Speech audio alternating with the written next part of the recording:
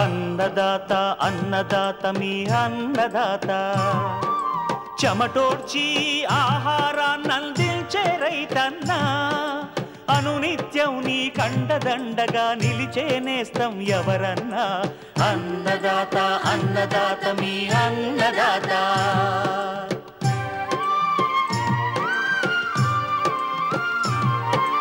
నూతన రీతుల సాగుబడికి నూరింతలు పెరిగే దిగుబడికి సూచనలిచ్చే సస్య రక్షణకు పశు పోషణకి శాస్త్ర విజ్ఞానం అందించి ముందుకు నడిపే తెలుగు రైతు భారతదేశానికి మకుటం అయ్యేలా తీర్చిదిద్దే ఆశయంతో మిమ్ము మేలు కొలిపేది అన్నదాత అన్నదాత అన్నదాత మీ అన్నదాత అన్నదాత అన్నదాత మీ అన్నదాత. అన్నదాత ప్రేక్షకులకు నమస్కారం. ఈనాటి ముఖ్యాంశాలు: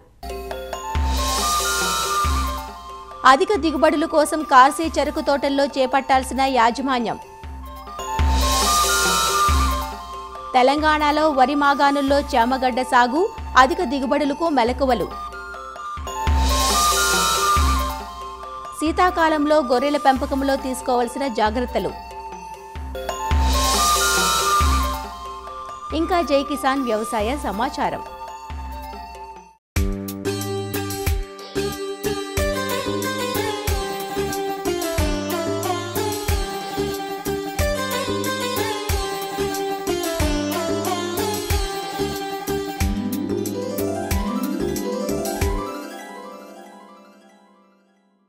మనం పండించే దుంప పంటల్లో చామగడ్డ ఒకటి. ఇరు తెలుగు రాష్ట్రాల్లో చామగడ్డను సాగు చేస్తుంటారు. చామగడ్డ అధిక తేమను ఇష్టపడుతుంది. అందువల్ల తెలంగాణలో నీటి వస్తూ ఉన్న రైతులు వరి పంటను తీసుకున్న అనంతరం మాగాణుల్లో డిసెంబర్ జనవరి మాసాల్లో ఈ పంటను విత్తుకొని సాగు చేస్తారు. రకాన్ని బట్టి 120 నుంచి 150 రోజుల్లో పంట చేతికొస్తుంది. చామగడ్డ చాలా సులభంగా అంది వచ్చే పంట. సాగులో పెద్దగా సమస్యలుండవు. మంచి యాజమాన్యంతో ఎకరాకు 20 టన్నుల వరకు అధిక దిగుబడినిస్తుంది. సరైన నీటి వస్తీ, మార్కెట్ సౌకర్యం ఉంటే చాలు చామగడ్డ నుంచి మంచి దిగుబడి, రాబడి పొందే అవకాశం ఉంటుంది. చామగడ్డ సాగు వివరాలను శ్రీ కొండా లక్ష్మణ్ తెలంగాణ ఉద్యాన విశ్వవిద్యాలయం రాజన్నగర్లోని కూరగాయల పరిశోధనా స్థానం శాస్త్రవేత్త డాక్టర్ వీర సురేష్ నుంచి తెలుసుకుందాం. తెలంగాణ రాష్ట్రంలో పండించే దుంప పంటల్లో చీమదుంప అనేది చాలా ప్రధానమైనది. ఇది ఎక్కువగా మనకు రంగారెడ్డి జిల్లాలోను, అలాగే వికారాబాద్, దాంతోపాటు వరంగల్, ఖమ్మం జిల్లాలో ఎక్కువ పండిస్తూ ఉన్నారు. చీమదుంపను మన తెలంగాణ రాష్ట్రంలో ఏప్రిల్ నుంచి జూన్ వరకు, అలాగే కొన్ని గ్రామాల్లో వరి కోత అనంతరం కూడా మనము వీటిని నాటుకుంటూ ఉంటారు. నేలల గురించి చూసినట్లయితే నేలలు నల్లరేగడి నేలలు, ఎర్ర నేలలు, వాటితో పాటు ఒండ్రు నేలలు చాలా అనుకూలము. ఎక్కడైతే తేమ ఎక్కువగా ఉంటుందో ఆ ప్రాంతం అనేది దీనికి అనుకూలంగా ఉంటుంది. చీమదుంప రకాలు చూసినట్లయితే మనకు ఎక్కువగా బావపూరి కానీ, అలాగే గోదావరి చీమ కానీ, RNCA1 అని మనకు వెరైటీ, మన తెలంగాణ ప్రాంత వెరైటీ కానీ, అలాగే శ్రీరేష్మి, శ్రీపల్లవి అనే వెరైటీలు కూడా, మన CTCRI వెరైటీలు కూడా మనకు మార్కెట్లో అవైలబుల్లో ఉన్నాయి. వీటి యొక్క పంట కాలం 6 నుంచి 8 నెలల వరకు ఉంటుంది. వీటి యొక్క దిగుబడి 10 నుంచి 12 టన్నులు పర్ ఎకరానికి కూడా మనకు అవైలబుల్లో ఉన్నాయి. సాధారణంగా ఒక ఎకరానికి మనకు 4 నుంచి 6 క్వింటాలు, అనగా 400 నుంచి 600 కిలోలు ఒక ఎకరానికి అవసరం పడతాయి. నాటుకునే ముందు ఒకసారి విత్తన శుద్ధి చేసుకోవాలి. అంటే 3 గ్రాములు 1 లీటర్ నీటి కలిపిన COC ద్రావణంలో ఒక అరగంట సేపు ఉంచుకొని తర్వాత నాటుకున్నట్లయితే మనకు చాలా వరకు తెగులను మనం నివారించుకోవచ్చు. 4 నుంచి 5 సార్లు మనము భూమిని బాగా దున్నుకోవాలి. ఈ సమయంలోనే మనము ఒక 10 టన్నులు పశువుల పేడను FIM, 1 కేజీ ట్రైకోడర్మా కలిపినటువంటి ఈ పశువుల ఎరువును మనం ఆఖరి దుక్కులు వేసుకుని దున్నుకున్నట్లయితే చాలా వరకు రోగాలను తగ్గించుకోవచ్చు. దాని తర్వాత మనము నారు మల్లుగా విభజించుకోవాలి. 10 సెంటీమీటర్ల లోతులో వరుస మధ్య 45, అలాగే మొక్కకి మధ్య 30 సెంటీమీటర్ల దూరంతో చీమదుంపలను నాటుకోవచ్చు. ఎరువుల విషయానికి వస్తే సాధారణంగా మనము దున్నుకునేటప్పుడే 24 కేజీల బాసమతి ఎరువులను కూడా వేసుకొని బాగా దున్నుకోవాలి. విత్తనం నాటుకున్నాక 2 దఫాలుగా 48 కేజీల నత్రజని ఎరువులను, అలాగే 48 కేజీల పొటాషియం ఎరువులను కూడా మనం 30 రోజులకు ఒకసారి, అలాగే 60 రోజులకు ఒకసారి మనం వేసుకోవాలి. అంతర్కృషి విషయానికి వస్తే 30 రోజులు, 45 రోజులు, 60 రోజులు, 90 రోజుల వ్యవధిలో మనము కూలీలను పెట్టి కొంచెం మనుషుల ద్వారా వీడిని తీసుకొని మట్టిని పైకి ఎగవేసుకుంటూ ఉండాలి. దీనివల్ల మనకు కలుపు అనేది నివారించుకోవచ్చు. నీటి యాజమాన్య విషయానికి వస్తే ఇది మనకు తేమ అధికంగా ఇష్టపడే మొక్క కాబట్టి మొక్క నాటాక ఒక 2 రోజుల వ్యవధిలో ప్రతి వారం కూడా ఇవ్వాలి. దాని తర్వాత వారానికి ఒకసారి ఇచ్చుకుంటూ వెళ్ళి మనకు ఎక్కువ తేమ ఉండేట్టు చూసుకోవాలి. అప్పుడు దీని యొక్క పెరుగుదల కూడా ఎక్కువగా ఉంటుంది. ఈ తెగుల విషయానికి వస్తే దీనిలో ఎక్కువగా వచ్చే తెగులు వచ్చేసి ఆకుమాడు తెగులు. దీని ఇంగ్లీష్లో ఫైటోప్తెరా లీబేట్ అంటూ ఉంటాం. ఇది ముఖ్యంగా గోధుమ వర్ణ రంగులో మారి వచ్చేస్తుంది. దాని తర్వాత మెల్లమెల్లగా స్ప్రెడ్ అయిపోయి ఆకుల అంచుల వెంబడి మొత్తం కూడా ఇట్లా ఎండిపోయి ఆకు మొత్తం కూడా చనిపోయే అవకాశం ఎక్కువ ఉంటుంది. దీన్ని నివారించుకోవడానికి మ్యాంకోజెబ్ 2.5 గ్రాములు లేదా మెట్లాక్సిల్ 2 గ్రాములు 1 లీటర్ నీటి కలిపి పిచికారి చేసుకున్నట్టయితే దీన్ని నివారించుకోవచ్చు. ఈ చీమదుంపలో వచ్చే చీడపీడల్లో ఈ పేనుబంక అంటే మన ఇంగ్లీష్లో ఎఫిడ్స్ అంటూ ఉంటాము. ఇది చాలా ప్రధానమైనది. ఆకుల పైభాగంలో లేదా కింది భాగంలో చేరి రసం పీల్చి కూడా ఆకులను కూడా మొద్దుబారి పడేలా గిడసబారి పడేలా చేస్తూ ఉంటాయి. కొన్ని సందర్భాల్లో ఈ దషిన్ మొజాయిక్ వైరస్ అనే తెగులను కూడా వ్యాప్తి చెందించే అవకాశం కూడా ఉంటుంది. ఈ తెగులు సోకిన మొక్క యొక్క ఆకు కూడా మొత్తం కూడా ఆకు అంతా ముడుచుకొని పోయి కళావిహీనంగా మారి ఎండిపోయే ప్రమాదం కూడా ఎక్కువగా ఉంటుంది. దీన్ని నివారించుకోవడానికి డైమిథియోడ్ అంటే 2 ml per లీటర్ లేదా ఫిప్రోనిల్ 2 ml per లీటర్ లేదా ఇమిడాక్లోపిడ్ 0.3 ml per లీటర్ మనం పిచికారి చేసుకున్నట్లయితే దీన్ని నివారించుకోవచ్చు. సాధారణంగా చీమదుంప అనే పంట అనేది సాధారణంగా 6 నుంచి 8 నెలల్లో మనకు చేతికి పంట అనేది కోతకు వస్తుంది. పంట కోతకు వచ్చాక ఆకులను కూడా పసుపు వర్ణంలోకి మారి కిందికి పడిపోతూ ఉంటాయి అన్నమాట. ఆ సందర్భంలో మనము కొడవలు పెట్టుకొని తీసుకొని మనము మార్కెట్ పంపించుకోవచ్చు. ఒకవేళ మనకు మార్కెట్లో దిగుబడి రేటు సరిగా రాని సందర్భంలో ఒక ఇరిగేషన్ ఒక నీటి తాడి ఇచ్చేసి కూడా మనం ఒక వారం రోజుల వరకు కూడా దీన్ని ఎక్స్టెండ్ చేసుకోవడానికి అవకాశం ఉంటుంది.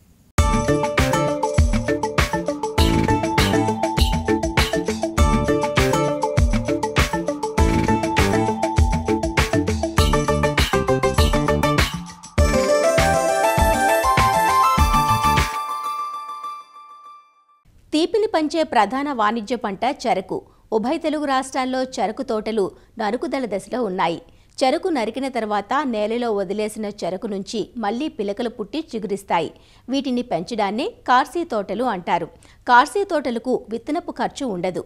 మొక్క తోటల కన్నా కార్సీ తోటలు త్వరగా పక్వానికి రావడంతో పంటకాలం కూడా తగ్గుతుంది. ఇన్ని లాభాలున్నా దిగుబడులు చూస్తే మాత్రం మొక్క తోటలతో పోలిస్తే కార్సీ దిగుబడులు చాలా తక్కువగా ఉంటున్నాయి. దీనికి ప్రధాన కారణం కార్సీ తోటల యాజమాన్యంలో లోపాలు. చెరకు నరికినప్పటి నుంచే శాస్త్రీయ యాజమాన్య పద్ధతులు పాటించినట్లయితే మొక్క తోటలకు ధీటుగా కార్సీ చెరకు నుంచి దిగుబడి పొందే అవకాశం ఉంటుంది. కార్సీ తోటల యాజమాన్యం గురించి తెలియజేస్తున్నారు ఆచార్య ఎన్జీ రంగా వ్యవసాయ విశ్వవిద్యాలయం, శ్రీకాకుళం జిల్లా నైరా వ్యవసాయ కళాశాల విస్తరణ అధ్యాపకులు డాక్టర్ డి చిన్నమనాయుడు. ఈ చెరుకు రైతులు వేస్తున్నారు కానీ మొక్క తోటతో చూసుకుంటే కార్సీ తోటలు అక్కడ దిగుబడులు తక్కువగా ఉన్నట్టు మనం గమనిస్తున్నాం. కాబట్టి రైతులు చెరుకు కార్సీ తోట మీద యాజమాన్యం మీద తప్పనిసరిగా దృష్టి పెట్టాలి. మనకి దిగుబడి తగ్గడానికి కారణాలు ఏంటంటే, ఒకటి కార్సీ తోటలో ఈ ఖాళీలు ఎక్కువగా ఉండటం, ఎరువుల యాజమాన్యం సక్రమంగా చేపట్టకపోవడం లేదా కలుపు యాజమాన్యం సక్రమంగా చేపట్టకపోవడం వల్ల ఈ కార్సీ తోటల్లో దిగుబడులు తక్కువగా ఉన్నట్టు మనం గమనిస్తున్నాం. ఈ కార్సీ చేసేటప్పుడు భూమట్టానికి దగ్గరగా పదునైనటువంటి కత్తితో నరకడం వల్ల మనకి పిలకలన్నీ కూడా భూమి లోపల నుంచి లేదా భూమికి దగ్గరగా ఉండే కనుపుల నుంచి వస్తాయి. కాబట్టి ఈ మోడ్లు చెక్కడం అనేది తప్పనిసరిగా మరి రైతు సోదరులు చేయాల్సినటువంటి పని. మోడ్లు చెక్కిన తర్వాత కొన్ని రకాల్లో కొరడా తెగులు వచ్చి తద్వారా కూడా చాలా వరకు మొవ్వులు చనిపోవడం కానీ దిగుబడి తగ్గడం అవుతుంది. కాబట్టి మోడ్లు చెక్కిన వెంటనే ఒకసారి ఈ ప్రాపికొనజోల్ 1 మిల్లీలీటరు 1 లీటర్ని చొప్పున పిచికారీ చేసుకోవాల్సినటువంటి అవసరం ఉంటుంది. అదేవిధంగా ఈ మొలక శాతం పెరగడానికి కానీ అదేవిధంగా కలుపు సమస్య తగ్గడానికి కానీ మనం తప్పనిసరిగా ఈ మోడ్లు చెక్కిన తర్వాత 1 ఎకరానికి 1.5 టన్ను నుంచి 1.5 టన్నుల వరకు కూడా చెరుకు ఆకుల్ని పల్చగా పొలం అంతా కూడా కప్పేయాలి. దీనివల్ల ఏంటంటే పదును ఏదైతే తేమ ఉంటుందో, నీరు పెట్టిన తేమ ఉంటుందో అది కాపాడబడుతుంది. అదేవిధంగా కలుపు సమస్య కూడా చాలా వరకు తగ్గుతుంది. అది కూడా పోషకాలు కూడా ఆవిరైపోకుండా ఉండేదానికి ఈ చెరుకు చెత్త కప్పడం అనేది చాలా వరకు ఒక ముఖ్యమైన యాజమాన్య పద్ధతిగా రైతులు పాటించాలి. కార్సీ తోటల్లో దిగుబడి పెరగడానికి ఒక ముఖ్య యాజమాన్య పద్ధతి ఏంటంటే ఖాళీలు పూరించడం.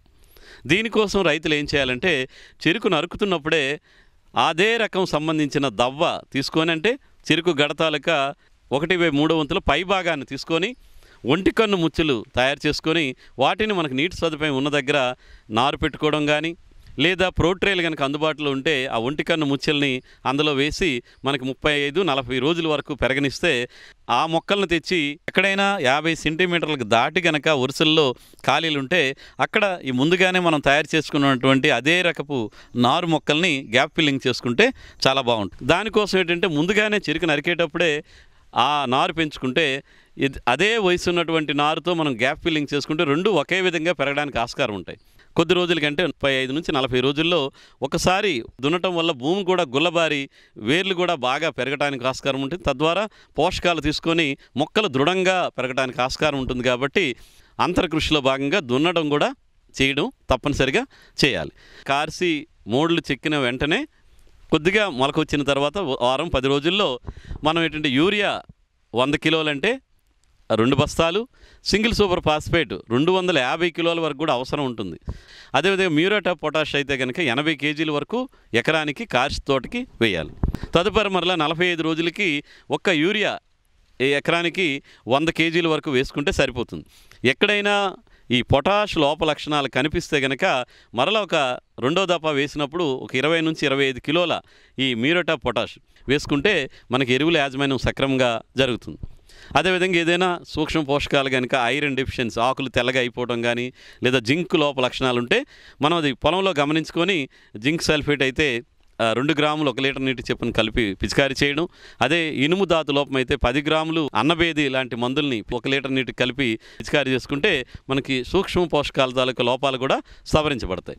అదేవిధంగా కలుపు కూడా ఒక సమస్యగా ఉండి దిగుబడి తగ్గుతుంటుంది. కాబట్టి ఈ కార్సి చేసినటువంటి వెంటనే కాకుండా మొక్క మొలిచిన తర్వాత కొద్దిగా మొలక వచ్చిన తర్వాత గడ్డి జాతులు కానీ కూర జాతులు ఉంటే ఈ మెట్రిబీజన్ అనేటువంటి మందును ఎకరానికి 400 గ్రాములు, దాంతోపాటుగా ఈ 2,4-D సోడియం సాల్ట్ కూడా 400 గ్రాములు 200 లీటర్ల నీటిలో కలిపి కనుక మీరు పిచికారీ చేస్తే ఒకవైపు గడ్డి జాతులు కూర జాతులు కూడా చాలా వరకు నివారించబడతాయి.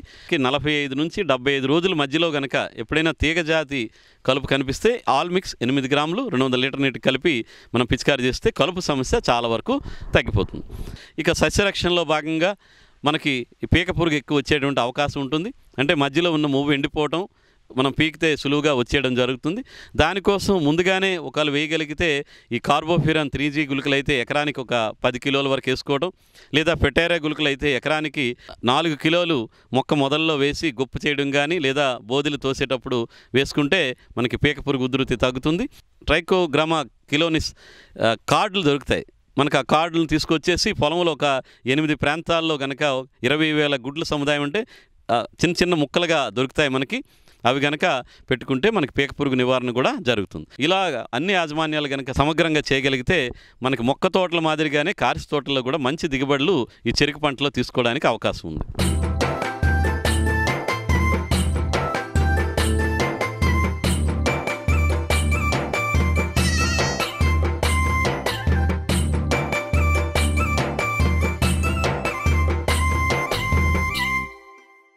వ్యవసాయ అనుబంధ రంగాల్లో పాడి పరిశ్రమ తరువాతి స్థానం ఆక్రమించింది జీవాల పోషణ.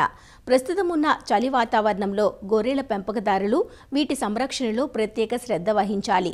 రోజురోజుకు తగ్గుతున్న ఉష్ణోగ్రతలు, తెల్లవారుతున్న తొలగని మంచుతెరలు జీవాలకి కష్టాన్ని తెచ్చిపెడతాయి. వణికించే చలిగాలుల మధ్య మేతల కోసం ఆరుబయటికి వెళ్లే జీవాలు ఒత్తిడికి లోనే పలు రకాల వ్యాధులకు లోనవుతూ ఉంటాయి. నివారణ కన్నా నిరోధమే ముఖ్యమన్న సూత్రాన్ని దృష్టిలో ఉంచుకొని గొర్రెల సంరక్షణలో శ్రద్ధ పెట్టాలంటూ వివరాలు తెలియజేస్తున్నారు నెల్లూరు జిల్లా పశుసంవర్ధక శాఖ సాంద్ర గొర్రెలు మేకల అభివృద్ధి కేంద్రం సహాయ సంచాలకులు డాక్టర్ మాధవీలత. ఈ చలికాలంలో చలి తీవ్రత వల్ల దోమల బెడద ఎక్కువగా ఉంటుంది. ఈ దోమల నుంచి రక్షించుకోవడానికి దోమ తెరలు వాడడం చాలా సురక్షితమైన పద్ధతి. ఈ దోమలు జీవాల రక్తాన్ని పీల్చి చాలా నష్టాలు కలుగు చేస్తాయి, జబ్బులను కూడా కలుగు చేస్తాయి. ఇంకొక పద్ధతిలో ఈ ఎక్కువ దోమలు ఉన్నప్పుడు తడిసిన గడ్డిని వేప ఆకులను కాల్చి పొగవేసి దోమల నుంచి మన జీవాలను రక్షించవచ్చు. దోమలు ఎక్కువ ఉండటం వల్ల ఇంకొక జాగ్రత్త తీసుకోవచ్చు మన రైతు సోదరులు. అదేమిటంటే జీవాలకు కానీ గొర్రె పిల్లలకు కానీ వేప నూనె పూసిన దోమలు కుట్టలేవు.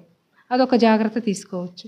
తరువాత ఈ చలి తీవ్రత వలన ఈ చిన్న పిల్లల్లో టెంపరేచర్ తగ్గిపోయి అవి జబ్బును పడి మరణాలకు దారితీస్తాయి. ఈ మరణాలను తగ్గించడానికి చలి తీవ్రత నుంచి కాపాడాలి. ఈ గోనె పట్టలు కానీ చిన్న చిన్న పాత దుప్పట్లు కానీ వాటి మీద వేసి చలి తీవ్రత నుంచి రక్షిస్తే అవి మరణించకుండా పిల్లలను సంరక్షించుకొని ఆ విధంగా లాభాల బాట పట్టవచ్చు. ఈ చలికాలంలో మనం కొన్ని రకాల వ్యాక్సిన్లను వేయించాలి. చలికాలంలో దోమల వల్ల వచ్చే బ్లూటంగ్ కానీ PPR కూడా వస్తుంది. ఈ మధ్య ఈ వ్యాక్సిన్లన్నీ వేయించి జీవాలని ముందుగా జబ్బును బారి పడకుండా రైతులు సంరక్షించుకోవచ్చు. నీరు పెట్టేటప్పుడు గొర్రెలకు మేకలకు కానీ చల్లటి నీరు అందించకూడదు. చల్లటి నీరు అందించిన వాటి శరీర ఉష్ణోగ్రత పడిపోయి అవి జబ్బులకు దారితీసి మరణాలకు దారితీస్తాయి. అలా కాపాడుకోవడానికి గోరువెచ్చని నీటిని పెట్టవలసి వస్తుంది. ఈ తడిసిన మేతను ఎక్కువగా పెట్టకూడదు. తడిసిన మేత పెట్టేటప్పుడు జాగ్రత్తగా రైతు సోదరులు గమనించవలసింది ఏమిటంటే ఆ మేతలో ఏమన్నా బూజు పట్టిందా అని గమనించాలి. తడిసిన మేత బూజు పట్టిన మేత పెడితే ఫంగస్ డిసీజులు వచ్చేదానికి ఆస్కారం ఉంటుంది. దీని నుంచి కాపాడుకున్నటకు పొడి గడ్డి కానీ పొడి మేతలు కానీ రైతు సోదరులు ఈ జీవాలకి గొర్రెలకి మేకలకు పొట్టేళ్ళకి అందించవలసి ఉంటుంది. ఈ జీవాలను ఈ చలికాలంలో ఎక్కువసేపు బయట మేపరాదు. ఎక్కువసేపు బయట మేపిన చలి తీవ్రతకు అవి జబ్బు బారిన పడతాయి. ఊపిరితిత్తులకు సంబంధించిన వ్యాధులు ఎక్కువ వచ్చే అవకాశం ఉంటుంది. దీని నుంచి కాపాడుకున్నట్టుకు హెచ్ఎస్ వ్యాక్సిన్ జీవాలలో 2 సార్లు వేయించాలి. ముందు ఒకసారి వేయించాలి.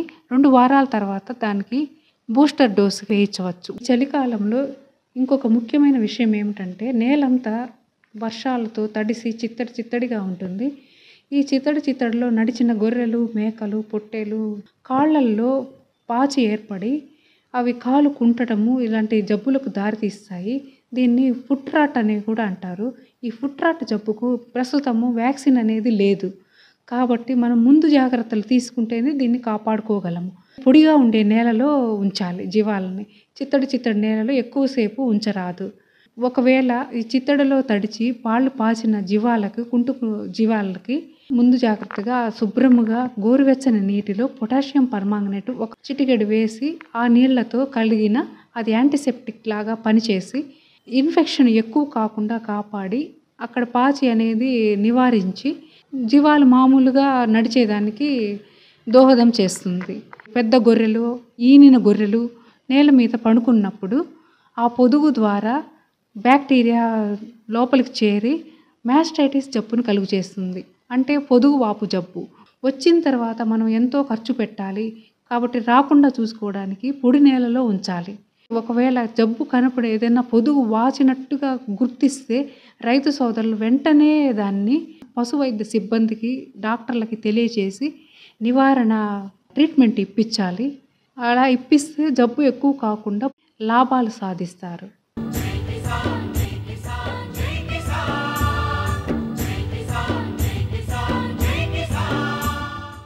వ్యవసాయ సమాచారం ఇప్పుడు జై కిసాన్లో చూద్దాం.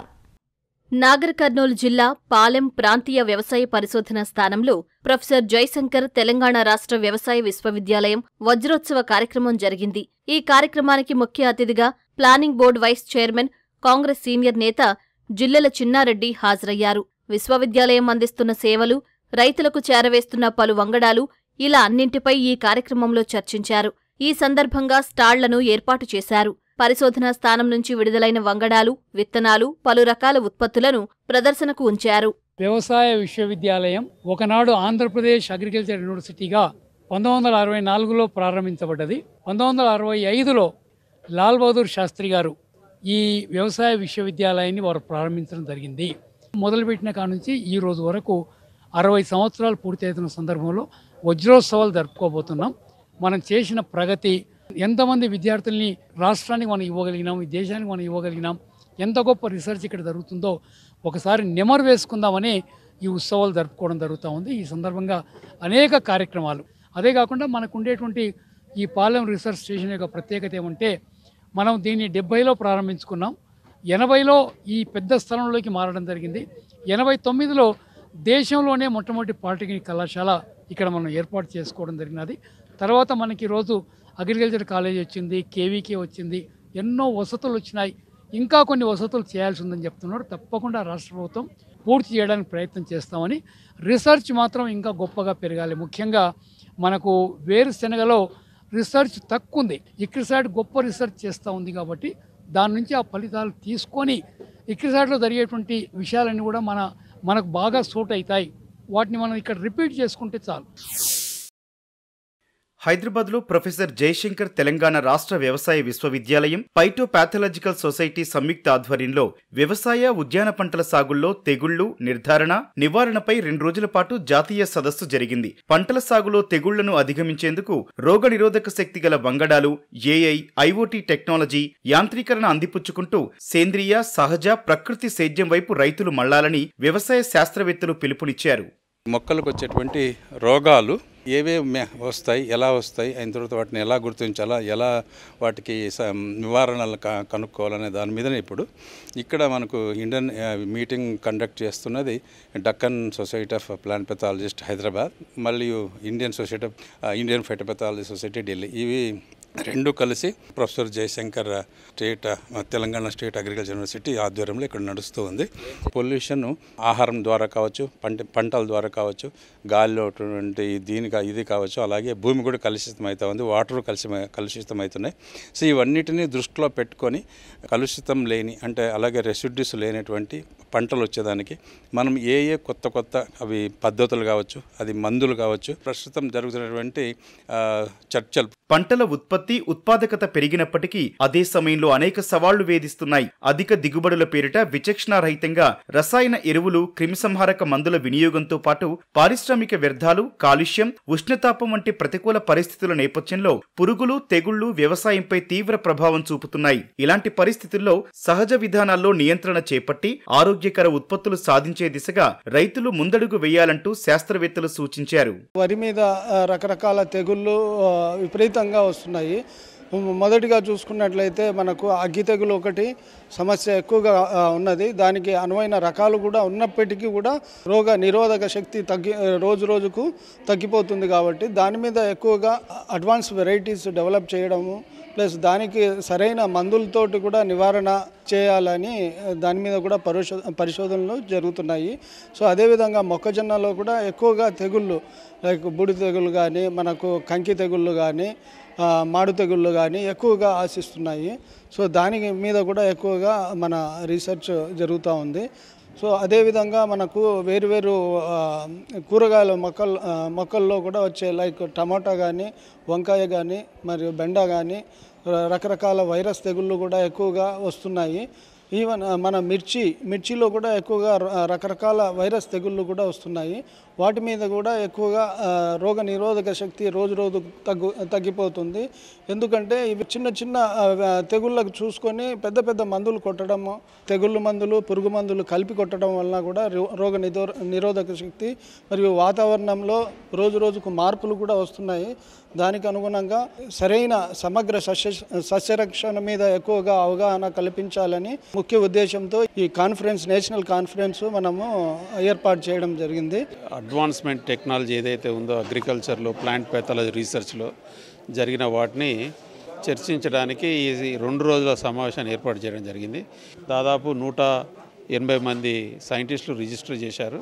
మొక్కలకు వచ్చే తెగుళ్లను నివారించడానికి వచ్చిన ఆధునిక పద్ధతులు, రసాయనికాలు లేకుండా ఏ విధంగా మేనేజ్ చేయాలనే వాటి గురించి, అలాగే ఆ ప్లాంట్ డిసీజ్ డిటెక్షన్లో ఎలాగైతే మనుషులకు షుగర్ టెస్ట్ చేస్తున్నారో ఆ విధమైన టెక్నాలజీ కూడా ఇప్పుడు కొత్తగా ప్లాంట్స్లోకి మొక్కల తెగులను కూడా గుర్తించడానికి రావడానికి ఆస్కారం ఉంది. సో అటువంటి వాటి కొత్త ఆధునిక పోకడలు, ఆధునిక పద్ధతులు ఏవైతే ఈ టెక్నాలజీ వచ్చినా వాటన్నిటి గురించి ఒకసారి సమీక్షించడం జరుగుతుంది. సాగు రంగంలో వచ్చిన సాంకేతికత, చీడపీడల నియంత్రణలో అవలంబించే విధానాలను రైతులకు చేరువ చేసేందుకు తమ వంతు ప్రయత్నిస్తామని ఈ సందర్భంగా శాస్త్రవేత్తలు తెలియజేశారు. మరిన్ని విభిన్న అంశాలతో రేపటి అన్నదాతలో మళ్ళీ కలుసుకుందాం. అంతవరకు సెలవు, నమస్కారం. అన్నదాతలు తమ సందేహాలు, సమస్యలను 1800-425-4085 టోల్ ఫ్రీ నంబర్లో ఉదయం 10 నుంచి 11 గంటల మధ్య పని దినాలలో సంప్రదించగలరు. ఈ కార్యక్రమాన్ని యూట్యూబ్లో www.youtube.com/అన్నదాత ఈటీవీ లింక్ ద్వారా వీక్షించవచ్చు. అన్నదాత కథనాలు ఈటీవీ విన్ మొబైల్ యాప్లోనూ వీక్షించండి.